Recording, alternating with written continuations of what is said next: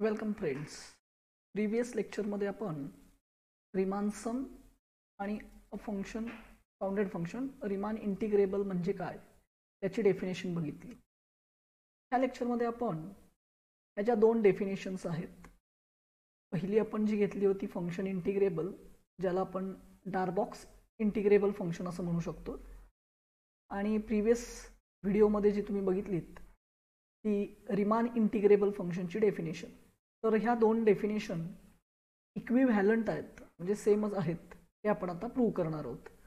त्यापूर्वी थोडक्यात एकदा रिकॉल करूया फंक्शन डारबॉक्स इंटिग्रेबल म्हणजे काय. तर आपण असं शिकलो की फंक्शनची जर लोअर इंटिग्रल आणि अप्पर इंटिग्रल ह्या दोन व्हॅल्यू सेम असतील तर तेव्हा आपण म्हणतोय की फंक्शन एफ इज इंटिग्रेबल. आता ही डेफिनेशन जी आहे ती डारबॉक्सच्या अप्रोच प्रमाणे आहे. म्हणून जरी आपण यापूर्वी फंक्शन एफ इज इंटिग्रेबल असं जरी म्हणत असलो तरी सुद्धा आपण ब्रॅकेटमध्ये फरक कळावा म्हणून डारबॉक्स असं ब्रॅकेटमध्ये लिहिणार. So function f is Darboux integrable means lower integral is equal to upper integral. आणि ही जी कॉमन व्हॅल्यू येईल दोन्हीसाठी त्यालाच आपण म्हणतोय इंटिग्रेशन ऑफ द फंक्शन. आणि त्याच्यासाठी आपण सिम्बॉल यूज करत आलेलो आहे, integration A to b. Function a to b या क्लोज इंटरवलवर इंटिग्रेबल आहे म्हणून integration A to B f. तसंच प्रिव्हियस व्हिडिओमध्ये आपण रिमान इंटिग्रेबल फंक्शन म्हणजे काय ते बघितलं.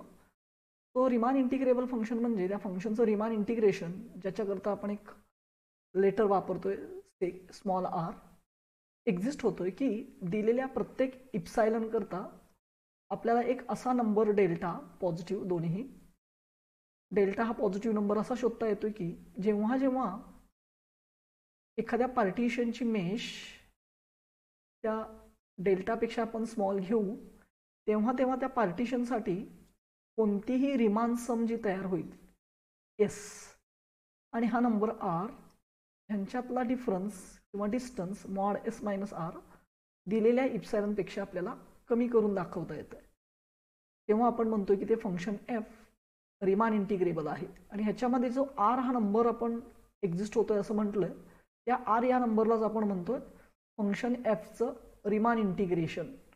त्यासाठी आपण डारबॉक्स इंटिग्रेशन आणि रिमान इंटिग्रेशनमध्ये फरक कळावा म्हणून जरी आपण इंटिग्रेशन व्हॅल्यूला integration A to B F असं डिनोट करत असलो तर ते रिमान इंटिग्रेशन प्रमाणे आहे म्हणून आपण त्याच्या मागं आर हे अक्षर वापरत आहोत. So this number called Riemann integration of f and it is denoted by r integration a to b f. अशा ह्या दोन डेफिनेशन आपण ऑलरेडी शिकलेलो आहोत. आता आपल्याला ह्या थेरममध्ये प्रूव्ह करायचं आहे की ह्या दोन्ही डेफिनेशन इक्विव्हॅलंट आहेत. तर थेरम बघूया. Theorem says a bounded function f on closed interval ab is Riemann integrable if and only if it is integrable, or you may say that Darboux integrable, in which case the two values of the integrals agree. म्हणजे याचा अर्थ जेव्हा Riemann integrable function असेल तेव्हा तेव्हा ते integrable असते किंवा डारबॉक्स इंटिग्रेबल असते. आणि जेव्हा जेव्हा फंक्शन डारबॉक्स इंटिग्रेबल असेल तेव्हा तेव्हा ते रिमान इंटिग्रेबल पण असते. आणि जर ते रिमान इंटिग्रेबल असेल आणि मग तेव्हा त्याचं डारबॉक्स इंटिग्रेशन पण एक्झिस्ट होईल. डारबॉक्स इंटिग्रेशनची व्हॅल्यू आपण डिनोट करतोय इंटिग्रेशन एफ. तर त्या डारबॉक्स इंटिग्रेशनची व्हॅल्यू रिमान इंटिग्रेशनच्या व्हॅल्यूला कोइन्साइड होते. So the two integrals agree means same. Darboux इंटिग्रेशननं येणारं इंटिग्रेशनचं उत्तर आणि रिमान इंटिग्रेशननं येणारं उत्तर ह्या दोन्ही व्हॅल्यूज जे आहेत, ॲक्च्युअली जे नंबर आहेत ते सेम असतात. त्या केसप्रमाणे तो एक्झिस्ट होईल तो. ओके. तर आपल्याला Riemann integrable if and only Darboux integrable असं प्रूव्ह करायचं आहे. आणि मग तुम्हाला माहितीच आहे की इफ अँड ओनली प्रूव्ह करण्यासाठी आपल्याला दोन पार्टमध्ये त्याचं प्रूफ घ्यावं लागतं. फर्स्ट पार्ट ज्याला आपण नेसेसरी पार्ट म्हणतो तेव्हा आपण ते फंक्शन रिमान इंटिग्रेबल ॲश्युम करणार आणि प्रूव्ह करून दाखवणार की फंक्शन डारबॉक्स इंटिग्रेबल आहे.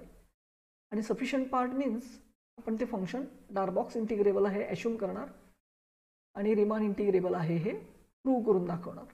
तर अगोदर आपण त्यातला ह्या प्रूफचा सफिशियंट पार्ट पूर्ण करू. म्हणजे आपल्याला ॲश्युम करायचं आहे की function f is Darboux integrable, or actually we say integrable only.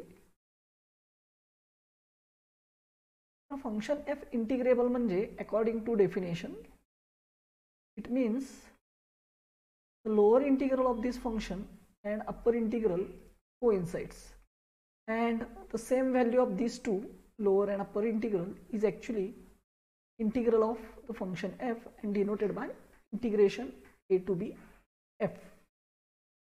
Let us call this as number 1. Now we want to prove that the function is Riemann integrable. आणि मग आता आपण जी डेफिनेशन रिकॉल केली त्यानुसार फंक्शन रिमान इंटिग्रेबल दाखवायचं म्हणजे आपल्याला एक इप्सायलन दिला जाईल. त्या दिलेल्या प्रत्येक इप्सायलन करता आपल्याला फाइंड आउट करायचं आहे डेल्टा. हा डेल्टा कोणते आपण ठरवायचं. असं ठरवायचं की डेल्टाची व्हॅल्यू अशी घ्यायची की जेव्हा जेव्हा एखाद्या पार्टिशनची मेश त्या डेल्टापेक्षा कमी होईल, पार्टिशनमधले जे कंपोनंट सब इंटरवल आहेत त्यांच्या लेंथ डेल्टापेक्षा जास्त असणार नाहीत, सफिशियंटली स्मॉल असतील, त्याकरता जी कुठली रिमान सम असेल यस त्याची व्हॅल्यू एका विशिष्ट नंबरच्या त्या दिलेल्या इप्सायलनपेक्षा पण क्लोज असली पाहिजे. आणि इथं जो नंबर असेल त्यालाच आपण म्हणतो Riemann integration R, integration A to B F. पण आपल्याला जे प्रूव्ह करायचं आहे त्यानुसार की जी डार्बॉक्स इंटिग्रेशनची व्हॅल्यू आहे ती म्हणजेच रिमान इंटिग्रेशन व्हॅल्यू आहे. So r integration A to B f आणि integration A to B f सेमच आहेत. म्हणजे इनडायरेक्टली इथं आपल्याला प्रूव्ह करावं लागेल की Riemann integral is same as Darboux integral. म्हणजे ह्या डेफिनेशनमध्ये किंवा ह्या प्रूफमध्ये s minus integration A to b आलं पाहिजे and that should be smaller than epsilon. जर आपण असं प्रूव्ह केलं तर एकाच वेळी दोन गोष्टी साध्य होतील. येस मायनस समथिंग लेस दॅन इप्सायलन हे आपण प्रूव्ह केलं म्हणजे फंक्शन एफ रिमान इंटिग्रेबल आहे प्रूव्ह झालं. आणि त्याचबरोबर ही जी व्हॅल्यू आहे तीच त्या फंक्शनचं रिमान इंटिग्रेशन होतं असं सिद्ध होईल. So Riemann integration equal to Darboux integration हे पण त्याच्यातच सिद्ध होईल. सो आपल्याला डेल्टा फाइंड आउट करायचा आहे. एक पार्टिशन सिलेक्ट करायचं आहे ज्याची मेश त्या डेल्टापेक्षा स्मॉल असेल आणि त्या पार्टिशनसाठी रिमान सम एस ही इनइक्वॅलिटी सॅटिस्फाय करते असं आपल्याला प्रूव्ह करायचं. तर त्याकरता आपल्याला एक इप्सायलन ज्याच्यापेक्षा स्मॉल एस मायनस आर आपल्याला प्रूव्ह करायचा आहे. तो इप्सायलन आपल्याला दिला जातो. So let epsilon greater than 0 be given to us.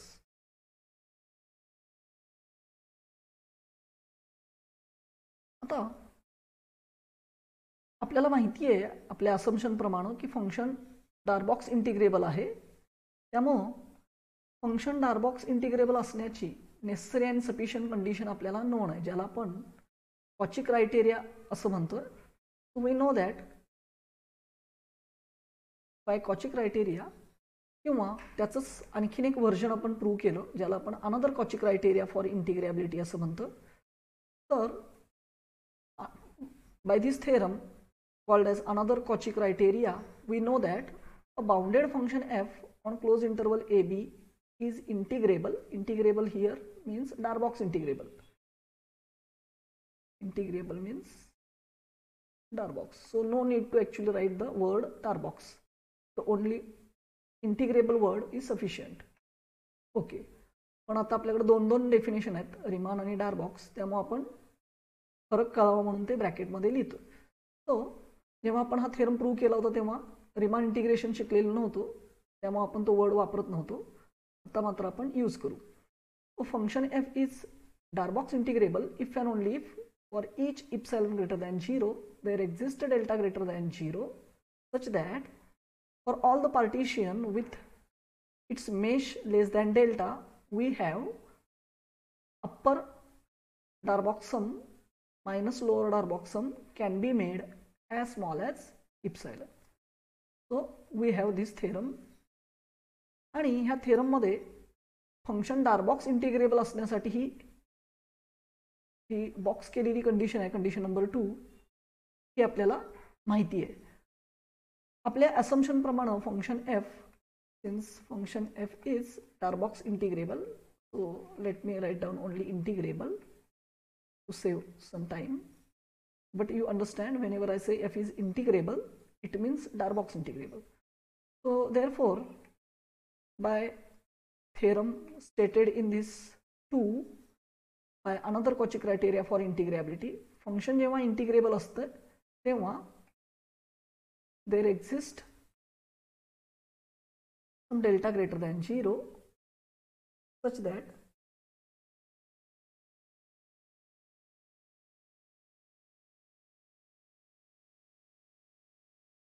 for any partition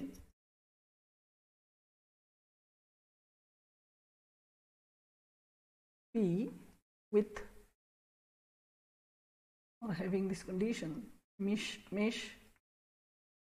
is less than delta, we have by condition 2 upper Darboux sum for that partition minus lower Darboux sum. This can be made as small as we wish. तर इथं जो number आहे तो कोणताही आपण घेऊ शकतो, because we know this condition is true for any epsilon. आपल्याला ॲडजस्टमेंटमध्ये वेगळी काय ॲडजस्टमेंट करायची गरज नसल्यामुळं हा जो इप्सायलन आपण सिलेक्ट करू शकतो तो मी ॲज इट इज इप्सायलनच घेतो, जो आपल्याला रिमान इंटिग्रेशनसाठी दाखवायचा आहे. आणि तो आपल्याला इथं रिमान इंटिग्रेबलच्या कंडिशनसाठी दिलेला इप्सायलन तोच मी इथं ॲज इट इज फॉलो करतो. So taking epsilon equal to epsilon itself. So this we have because of another Cauchy criteria. आपलं फंक्शन इंटिग्रेबल आहे त्यामुळे कॉची क्रायटेरियानुसार किंवा अनदर कॉची क्रायटेरियानुसार नंबर 2 मध्ये आपण जो स्टेट केला आहे आपल्याला upper Darboux sum minus lower Darboux sum less than epsilon मिळालं. याच्यातून मी अप्पर Darboux sum आणि लोअर Darboux sum ची व्हॅल्यू फाइंड आउट करणार. तर from 3 upper Darboux sum is less than minus lower Darboux sum जो आहे तो राईट हँड साईडला ट्रान्सफर करा. I will have lower Darboux sum plus epsilon. पण लोअर Darboux sum जे असतात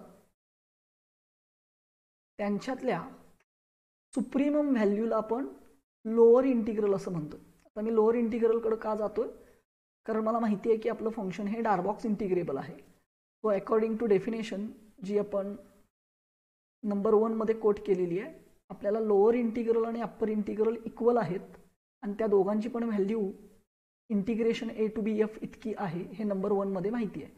म्हणजे याचा अर्थ मला ती नंबर 1 मध्ये असलेली डेफिनेशन जी आपण कोट केलेली आहे ती यूज करण्यासाठी लोअर इंटिग्रल इंट्रोड्यूस करावं लागेल. तर लोअर इंटिग्रलचा संबंध लोअर Darboux sum बरोबर आहे. लोअर Darboux sum मध्ये जे सुप्रीमम असतं highest value that is lower integral l of f. L of f हा सुप्रीमम आहे म्हणजे सगळ्यात मोठा असतो. सो लोअर Darboux sum पेक्षा लोअर इंटिग्रल मोठं means lower Darboux sum is less than lower integral plus this epsilon as it is. Now we can substitute the value from 1. So as the function is integrable, lower integral and upper integral both equal to integration a to b f plus epsilon as it is. So L of f is equal to integration a to b f. He value me number 1 मधून substitute केली from 1. त्याला number देऊ 4. असंच again from 3 ची inequality आपल्याला number 3 मध्ये मिळालेली आहे. Upper minus lower is less than epsilon. त्याच्यातून आपण जशी अप्परची व्हॅल्यू काढली तशी लोअरची फाइंड आउट करूया. त्याकरता मी काय करतो, minus lower Darboux sum right hand साईडला घेतो आणि त्याच्या बदली इप्सायलन हा लेफ्ट साईडला ट्रान्सफर करू. So adding lower Darboux sum and subtracting epsilon in 3. number 3 inequality मध्ये आपण upper Darboux sum right hand साईडचा इप्सायलन आपण लेफ्टला ट्रान्सफर करून मायनस करून घेतला आणि minus lower Darboux sum add केलेली आहे दोन्ही साईडला. सो लेफ्ट साईडकडून ती कॅन्सल होईल आणि राईट हँड साईडला लोअर डार्बॉक्स सम ॲड होईल. तर याच्यातून जसं मला अप्पर डार्बॉक्स समचं रिलेशन नंबर 4 मिळालं आहे तसं लोअर डार्बॉक्स समचं फाइंड आउट करायचं आहे. So I write this inequality as lower Darboux sum is greater than upper Darboux sum minus epsilon. Again जसं आपण मग अशी लोअर इंटिग्रल इंट्रोड्यूस केलं तसं आपल्याला आता अप्पर डार्बॉक्स सममधून अप्पर इंटिग्रल सबस्टिट्यूट करता येईल. तर अप्पर इंटिग्रल हा कोण असतोय? Upper integral is infimum value of upper Darboux sums. Upper integral ही इन्फिमम व्हॅल्यू आहे म्हणजे सगळ्यात लहान आहे. जे upper integral is smaller than any upper Darboux सम.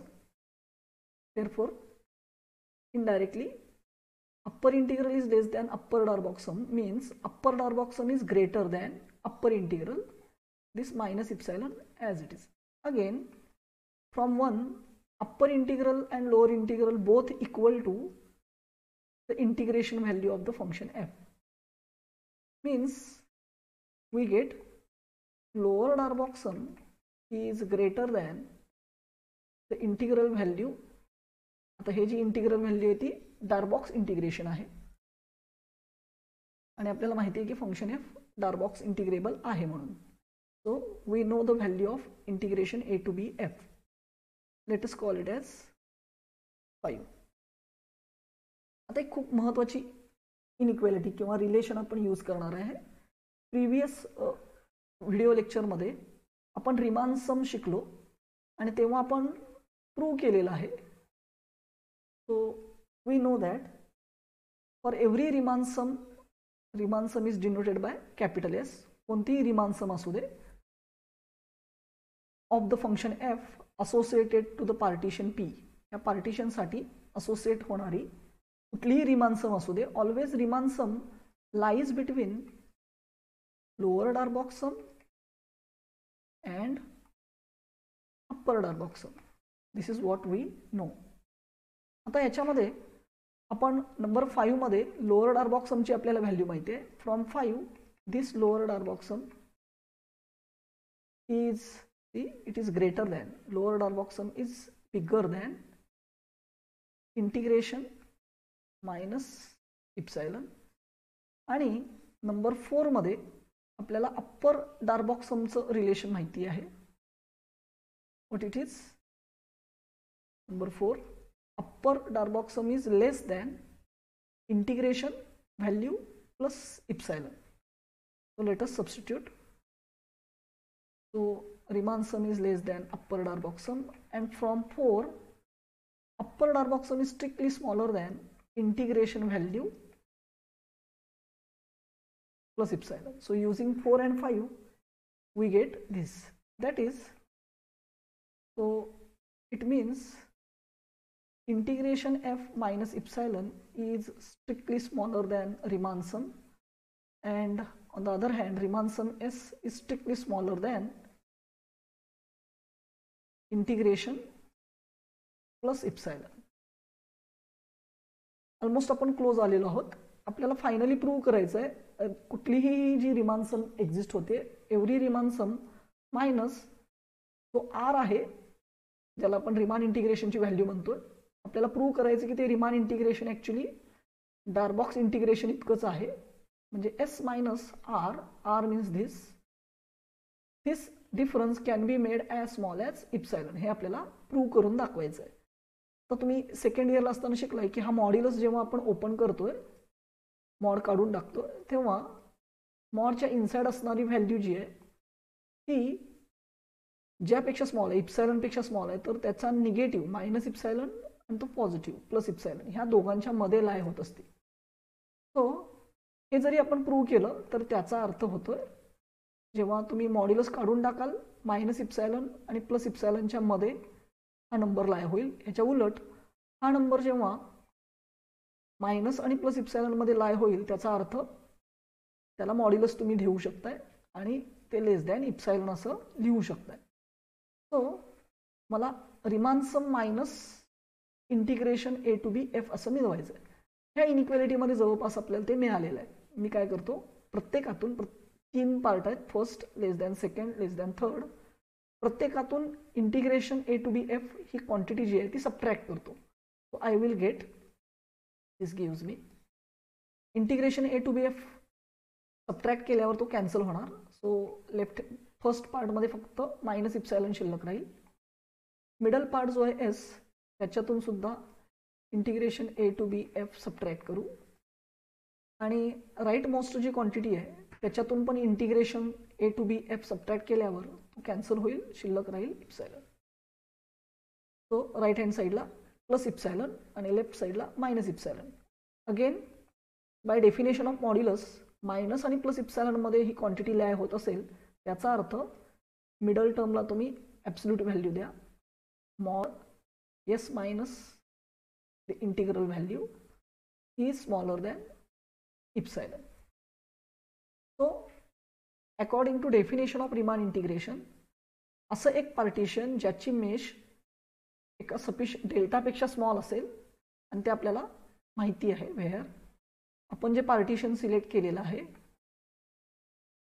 त्याची मेश ही डेल्टापेक्षा स्मॉल आपल्याला माहिती आहे. And this happens because the another Cauchy criteria for integrability, तिथं आपल्याला हा डेल्टा एक्झिस्ट होताना मिळालेला आहे आणि त्या डेल्टापेक्षा मेश आपण स्मॉल घेतली होती आणि मग त्याच्याकरता जी रिमान सम मिळाली त्यानं ही कंडिशन सॅटिस्फाय केली. एस मायनस समथिंग ज्याला तुम्ही आर म्हणताय, एस मायनस दिस आर लेस दॅन इप्सायलन. जेव्हा ही कंडिशन सॅटिस्फाय होते तेव्हा आपण म्हणतोय की ते फंक्शन रिमान इंटिग्रेबल आहे. आता इथं फंक्शन आहे f. Therefore this is the definition of Riemann integrability. By the definition of Riemann integration f is Riemann integrable.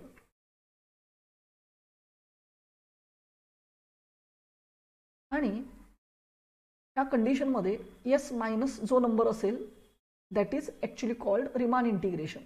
And Riemann इंटिग्रेशनसाठी सिम्बॉल आहे R. Integration A to B f is equal to, जर इथं S minus R असेल तर हे Riemann integration equal to R असतो, पण इथं आलेलं आहे integration A to B F, म्हणजे रिमान इंटिग्रेशनचं उत्तर हे integration A to B F इतकं आहे. याचाच अर्थ रिमान इंटिग्रेशनचं उत्तर आणि डार्बॉक्स इंटिग्रेशनचं उत्तर सेमच येतात. Or the two values Riemann integral and Darboux integral agree. So first part आपण कंप्लीट केला. सफिशियंट पार्ट आपण ॲश्युम केलं की फंक्शन डार्बॉक्स इंटिग्रेबल आहे आणि प्रूव्ह करून दाखवलं की ते रिमान इंटिग्रेबल सुद्धा होतं आणि त्याचबरोबर त्याच्या Riemann इंटिग्रेशनची value Darboux integral व्हॅल्यूला coincide होते. आता आपल्याला ह्या थेरमचा नेसेसरी पार्ट प्रूव्ह करून दाखवायचा आहे. So let us go for necessary part.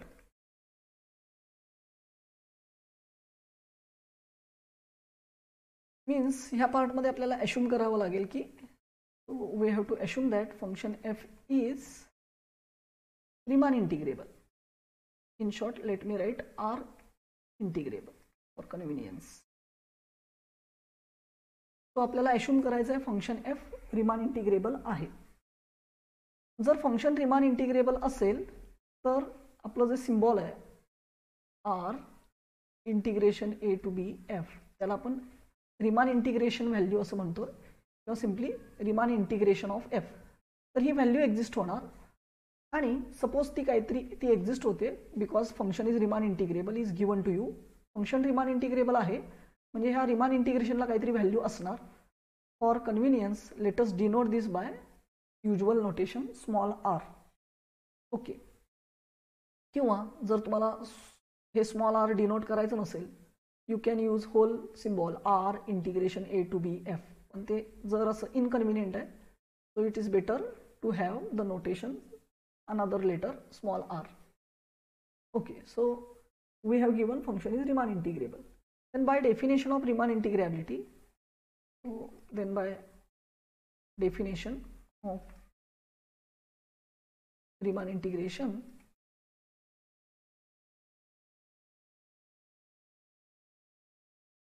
for any epsilon greater than 0, there exists delta greater than 0 such that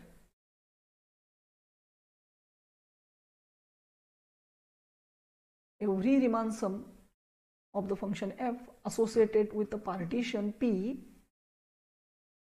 whose mesh is less than delta, we have this mod Riemann sum S minus its integration value. Integration व्हॅल्यूला आपण सोयीसाठी symbol दिले R. Otherwise इथं तुम्हाला R integration A to B F हे मोठं notation लिहावं लागलं असतं. सोयीसाठी आपण कंडिशन जरा सिंपल केली. mod S minus R, this can be made as small as epsilon, and this is for every Riemann sum. In short, I will write R sum. R means Riemann sum of that function f associated with partition, any partition, with the condition that having its mesh of that partition smaller than this delta. So mod S minus R आपल्याला कोणत्याही दिलेल्या epsilon पेक्षा कमी करता येतोय. This we know. Let us call it as number 6.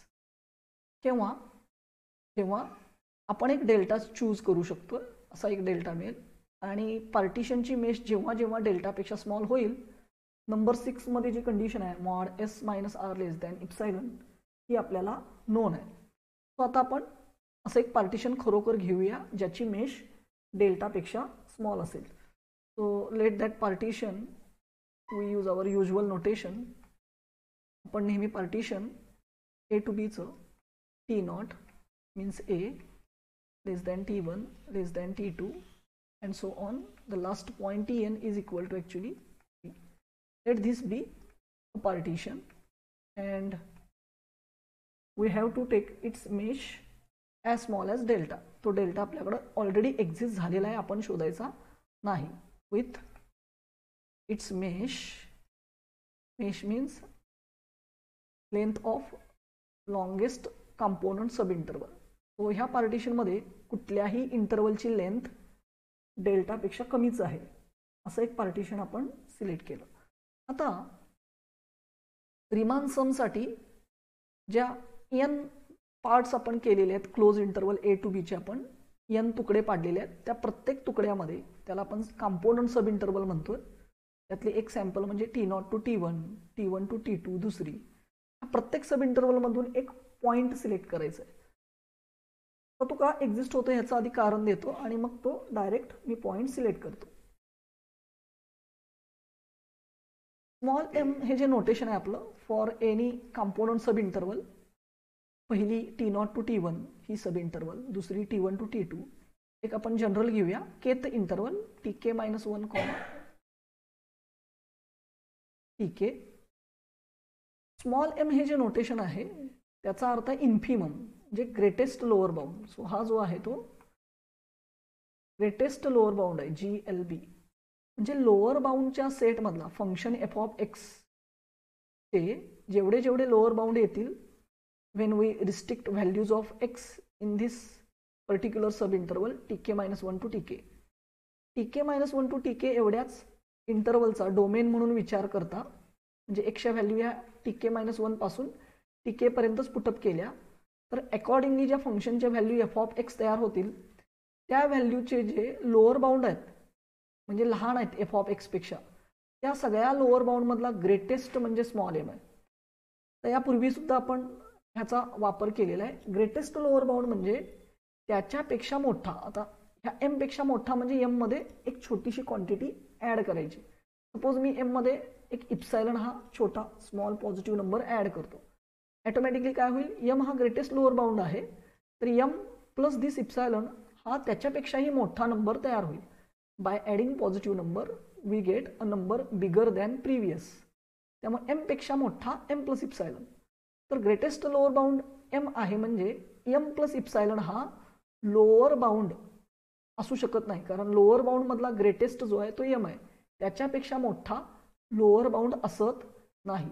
त्यामुळे हा जो नवीन नंबर तयार होईल दिस होल m प्लस इप्सायलन हा ग्रेटेस्ट लोअर बाउंड पेक्षा पण ग्रेटर आहे. मग आपला सेट जो आहे तो लोअर बाउंडचा त्याच्यामध्ये हा असणं शक्य नाही, कारण लोअर बाउंडच्या सेटमधला स्मॉल m हाच सगळ्यात मोठा आहे, त्याच्या पुढं आपल्याला जाता येत नाही, अदरवाईज तो लोअर बाउंड राहत नाही. तो राईट हँड साईडला हा जो हा नंबर जो तयार झालेला आहे m प्लस इप्सायलन हा लोअर बाउंड नाही आहे. कुणाचा? फंक्शनचा. जर हा फंक्शनचा लोअर बाउंड असता राईट हँड साईडला असलेला नंबर तर तो लहान झाला असता, जर लोअर बाउंड असता तर. पण तो लोअर बाउंड नाही आहे म्हणजे तो लहान किंवा इक्वल नाही आहे, तर स्ट्रिक्टली तो मोठा असणार. पण जेव्हा हा लोअर बाउंड होता स्मॉल m तेव्हा तो सगळ्याच एक्सच्या व्हॅल्यू करता लोअर बाउंड होता. For all x small m is lower bound means less.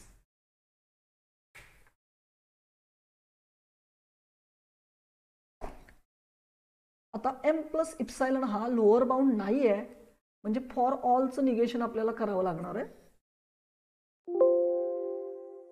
For ऑलचं negation there exist some x आणि जो कोण x एक्झिस्ट होतोय त्याला आपण म्हणूया xk, कारण ह्या k ते इंटरवलसाठी तो एक्झिस्ट होतोय. We call it as xk. It means असा एक xk आपल्याला मिळणार. तो xk हा क्लोज इंटरवल tk-1, tk ह्या इंटरवल मधलाच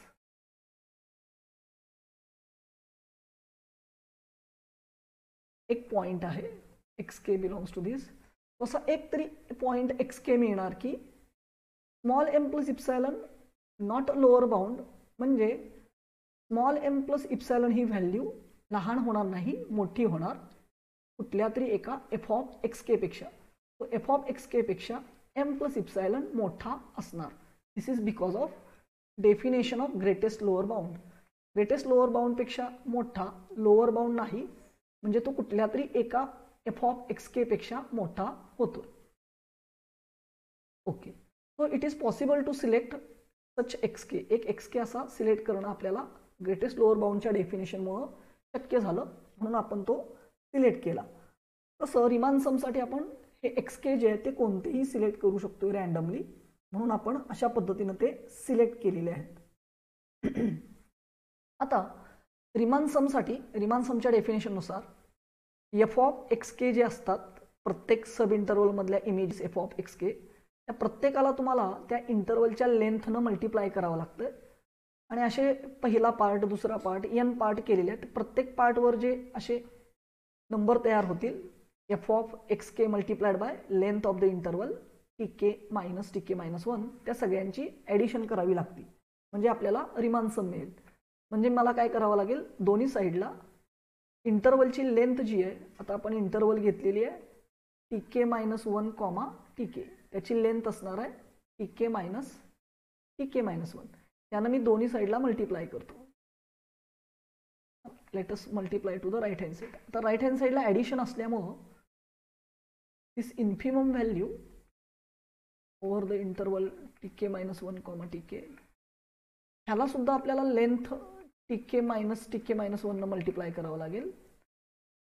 ॲडिशनला एखाद्या नंबरनं मल्टिप्लाय करताना पहिल्याला मल्टिप्लाय करायचं प्लस इप्सायलनला सुद्धा सेकंडला सुद्धा मल्टिप्लाय करायचं.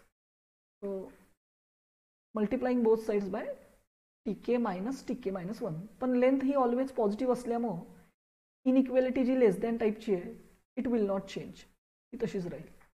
आणि आता जसं जसं आपण याच्यामध्ये k = 1, 2, 3 असे n पार्ट्स आहेत, n सब इंटरवलसाठी हे करू. प्रत्येक सब इंटरवलसाठी सेम इनइक्वेलिटी आपल्याला मिळेल आणि ह्या सगळ्या इनइक्वेलिटीची आपण ॲडिशन करू शकतो. So adding all these inequalities summation left hand side f of xk tk-1, left hand साइडला जे f of x1 multiplied by f of x2 into f of x3 into याच्या सगळ्या व्हॅल्यूज आहेत त्यांची आपण ॲडिशन केली. ॲडिशनमध्ये इनइक्वेलिटी चेंज होत नाही, again less than as it is. So right hand साईडला दोन आहेत टर्म्स, त्यापैकी फर्स्ट टर्ममध्ये समेशन ऑफ स्मॉल m. आता मी तो ब्रॅकेटमधला जो पार्ट आहे तो आता लिहित नाही, F comma T K minus 1 comma T K. So infimum over the kth interval multiplied by its length tk minus 1 plus या सेकंड टर्मची पण ॲडिशन करताना epsilon is constant, it is outside the summation because summation runs for k equal to 1 to n, k equal to 1 to n. म्हणजे समेशनमधला dummy index किंवा variable k आहे आणि ज्याच्यामध्ये के नाही आहे त्या टर्म कॉन्स्टंट असतात with respect to that summation. तर epsilon is constant outside the summation, ज्याला तुम्ही ॲडिशनमध्ये कॉमन घेणं असं म्हणताय, त्याचाच अर्थ तो इप्सायलॉन कॉमन घेतला किंवा कॉन्स्टंट आहे समेशनमधून बाहेर लिहिला, टी के मायनस 1. देअरफॉर लेफ्ट हँड साईडला जे तयार झालं, एफ ऑफ एक्स केला लेंथनी मल्टिप्लाय करून त्यांची सम करणं, त्यालाच आपण म्हणतोय रिमान सम. सो ह्या पार्टिशनशी असोसिएटेड रिमान सम एस ही less than infimum multiplied by length, ह्याला आपण म्हणतोय lower Darboux sum LFT plus epsilon as it is. आणि ही जी समेशन आहे ह्यापूर्वी सुद्धा आपण केलेली आहे. सगळ्या सब इंटरवलच्या ज्या लेंथ्स आहेत त्या ॲडअप केल्यानंतर, ॲडिशन केल्यानंतर टोटल इंटरवल जी आहे आपली A to B ती तयार होती, म्हणजे त्याची length. Interval A to B ची लेंथ तयार होती म्हणजेच ती लेंथ असती B minus A. So this summation TK minus 1 is equal to B minus A. यापूर्वी सुद्धा आपण बऱ्याच वेळा ही टर्म वापरलेली आहे. Let us denote this inequality by 7. Also number 6 inequality जी आपल्याकडे आहे, mod S minus R less than epsilon, ती परत एकदा आपण मॉड्युलस ब्रेकअप करू. So from inequality 6 mod S minus R less than epsilon, mod कसा ब्रेकअप करायचा मी शिकवले. Open the modulus means we have to write this quantity S minus R between minus epsilon and plus epsilon. Let us simplify. Adding R in each term, minus epsilon plus R less than S, because minus R plus R cancel, epsilon plus R or R plus epsilon. So that is, this S lies between minus epsilon plus R म्हणजेच R minus epsilon less than S less than R plus epsilon. Let us denote this by 8. आता आपल्याला function Darboux integrable दाखवायचं आहे. Necessary पार्टमध्ये आपण function Riemann integrable ॲश्युम केलेला आहे, त्यात 6चा वापर केला आपण रिमान इंटिग्रेबलची डेफिनेशन. आपल्याला फंक्शन डार्बॉक्स इंटिग्रेबल दाखवायचं म्हणजे लोअर इंटिग्रल आणि अप्पर इंटिग्रलची व्हॅल्यू सेम दाखवायची आहे. So to prove that we have to consider lower integral. But by definition lower integral म्हणजे लोअर डार्बॉक्स सम मधला सुप्रीमम असतो. As lower integral, this is supremum. Supremum means bigger. So lower integral is always greater than lower Darboux sum. And lower Darboux sum is greater than number 7 मध्ये आपल्याला lower Darboux sum ची value find out करता येईल. To obtain this lower Darboux sum, हा जो plus epsilon into bracket B minus A जो आहे तो मी लेफ्ट साइडला ट्रान्सफर करतो.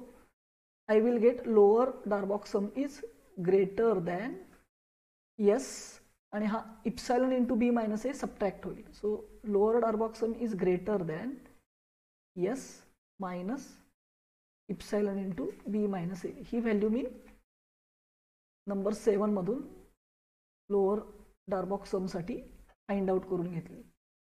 अगेन नंबर 8 मध्ये S is again greater than R minus epsilon. Again S is greater than R minus epsilon. आणि हा minus epsilon into B minus A जो आहे तो as it is. This is because of 8. म्हणजेच आपल्याला मिळालं की lower integral is strictly greater than R minus epsilon into B minus A, where this epsilon is arbitrary. So epsilon is as small as we want. So हा epsilon small होत जातो. आणि मग जो आपण प्रिव्हियस काही व्हिडिओ लेक्चर्समध्ये एक BSc2चा थेरम बघितला, जर एक नंबर दुसऱ्या नंबर प्लस किंवा मायनस इप्सिलॉनपेक्षा बिगर असेल आणि तो इप्सिलॉन आर्बिट्ररी असेल, ॲक्च्युअली तो थेरम घेताना आपण लेस दॅन साईन वापरतो. आणि जर इप्सिलॉन आर्बिट्ररी असेल तर तो इप्सिलॉन टेंड्स टू 0 होतं. You can omit this epsilon.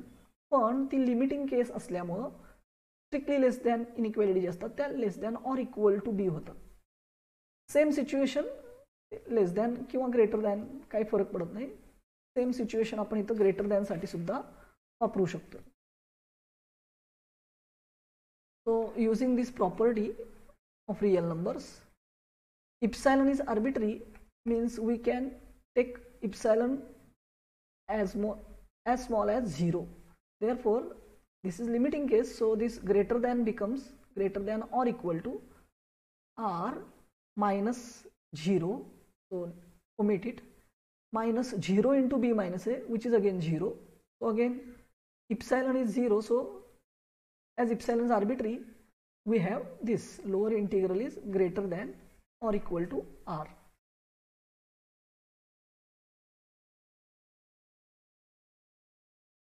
अशाच पद्धतीनं लोअर इंटिग्रलसाठी आपल्याला lower integral greater than lower Darboux sum मिळतं. असंच आपण अप्पर इंटिग्रलसाठी केलं तर तिथं मात्र हे रिलेशन उलट आहे. त्यामुळे ग्रेटर दॅनच्या ऐवजी लेस दॅन साईन येणार. त्यामुळं एनालॉगसली और similarly for upper integral doing same process we get greater than येणार नाही, त्याऐवजी इथे येणार less than or equal to. आणि similar calculation will give me less than or equal to R. पण हे करताना फक्त इथं मायनस इप्सिलॉन आणि minus epsilon into B minus एच्या ऐवजी प्लस इप्सिलॉन आणि plus epsilon into B minus A येतील. त्याप्रमाणे अप्परची व्हॅल्यू आपण नंबर 7 मधून पुटअप केली तर. सो ज्या स्टेप्स आपण लोअर इंटिग्रल पासून केलेल्या आहेत त्याच्या एनालॉगस स्टेप म्हणजे ग्रेटर दॅनच्या ऐवजी लेस दॅन, अकॉर्डिंगली अप्पर इंटिग्रलची व्हॅल्यू नंबर 7 मधून, तर त्याच्यातून पण आपल्याला मिळेल upper integral is also less than or equal to R. आणि ह्या दोन वरून मी असं लिहू शकतो, because we always know that lower integral is less than upper integral. पण मला upper integral value less than or equal to R मिळालेली आहे आणि लोअर इंटिग्रलची value greater than or equal to R मिळालेली आहे. म्हणजेच लोअर इंटिग्रल आणि अप्पर इंटिग्रल हे दोघं पण ह्या दोन्ही व्हॅल्यू आर स्मॉल आर आणि आरच्या दरम्यान लाय होतात. This is called sandwiched between same values.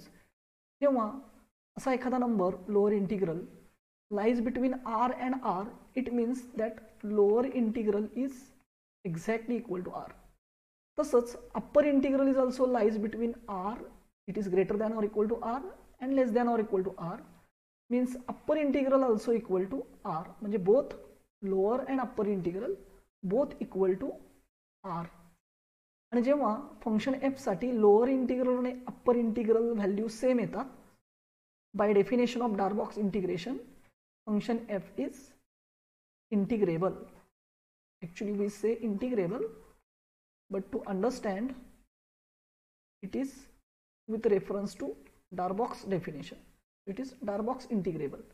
And जर हे Darboux integrable असेल तर त्याचं इंटिग्रेशन जे आहे it is denoted by this symbol integration a to b f. आणि या Darboux इंटिग्रेशनची व्हॅल्यू म्हणजे लोअर सम आणि अप्पर समची जी कॉमन व्हॅल्यू आलेली असेल ती. नाव it is r. So this Darboux integral value is equal to r. But R हे सिम्बॉल आपण सोयीसाठी रिमान इंटिग्रेशनच्या व्हॅल्यूला दिलेलं आहे. So R here R means Riemann integration of the function F. So let us substitute.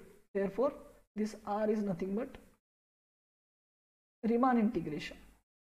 म्हणजेच जेव्हा function Riemann integrable आपण ॲश्युम केलं तेव्हा प्रूव्ह करून दाखवले की ते Darboux इंटिग्रेबल आहे आणि त्याच्या Darboux इंटिग्रेशनची व्हॅल्यू आणि माहीत असलेली रिमान इंटिग्रेशनची व्हॅल्यू दोन्ही सेमच येतात. हेच आपल्याला प्रूव्ह करायचं होतं. This is what we want. So आपण प्रूव्ह करून दाखवलं की रिमान्स डेफिनेशन आणि डार्बॉक्सची डेफिनेशन इंटिग्रेबल फंक्शनसाठीची ह्या दोन्ही सेमच आहेत. सो इथून पुढं आपण जेव्हा फंक्शन एफ इंटिग्रेबल आहे असं म्हणू तेव्हा त्याच्यासाठी तुम्ही डार्बॉक्सचे डेफिनेशन म्हणजे lower integral equal to upper integral किंवा त्याचे करस्पॉन्डिंग जे क्रायटेरिया आहेत कॉची क्रायटेरिया ते वापरू शकताय, किंवा रिमान इंटिग्रेबलची जी डेफिनेशन आहे रिमान समसाठीची ती सुद्धा वापरली तरी चालेल, दोन्ही सेमच आहेत. सो इथून पुढं मात्र आपण function f is Darboux integrable किंवा रिमान इंटिग्रेबल असं म्हणणार नाही, दोन्हीसाठी आपण कॉमन वर्ड वापरणार function f is integrable. Okay, thank you.